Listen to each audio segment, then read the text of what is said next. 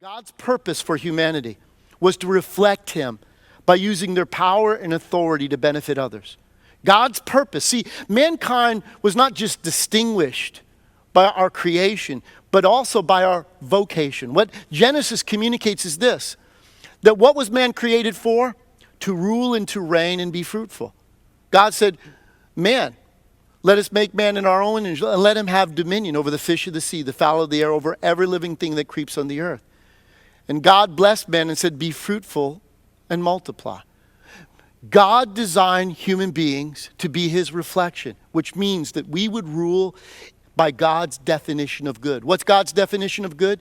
Using your power and authority to benefit others and not yourself. And so that was God's design. That was God's plan. That was God's will for humankind. But we know the story of the Bible. We know this, that mankind seized autonomy and defined good and evil on their own terms. That was where sin came in. That's where racism has its roots, right there. And the idea that there was this fracturing and separation and alienation and finger pointing and all the things where mankind began to treat one another cruelly, harshly, unkindly. No, God wanted us to be able to look at every human being and recognize what? Because every single human being bears the image and likeness of God, every single human being is owed fairness, dignity, respect, and honor.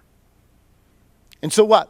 Human beings, the Bible tells the story that human beings created civilizations where there was tremendous injustice, where there was tremendous pain and mistreatment of others. That's when Moses wrote it, because there was, at that time, the Israel people were in slavery to Egypt because the caste systems of human beings. Think about it. Over time, human beings have created systems and organizations where they say, no, certain people in society are elected. They're not like everybody else. So whether it's European aristocracy where they were given the responsibility to rule, no, the Genesis narrative tells us that every single human being had the responsibility by God to be a ruler, to do good to others, to show dignity and respect to every other human being. Why? Because that's what being human, from God's point of view, meant.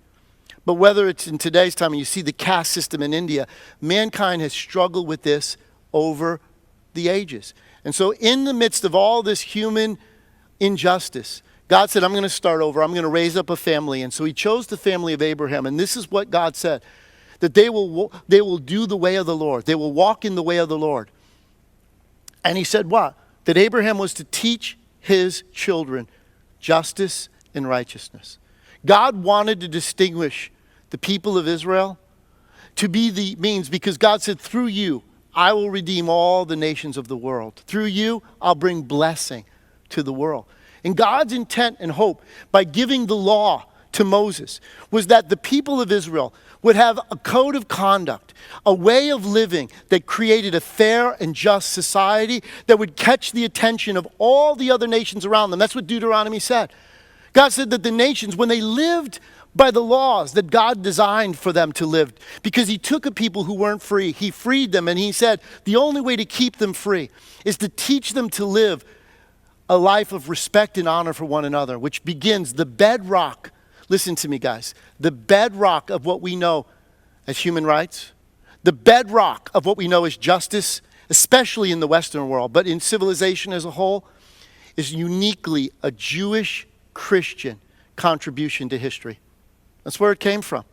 And it all goes back to this realization of the Imago Dei, the idea that every single human being we encounter is deserving of justice and dignity and honor and respect. Why? Because they bear the image of God.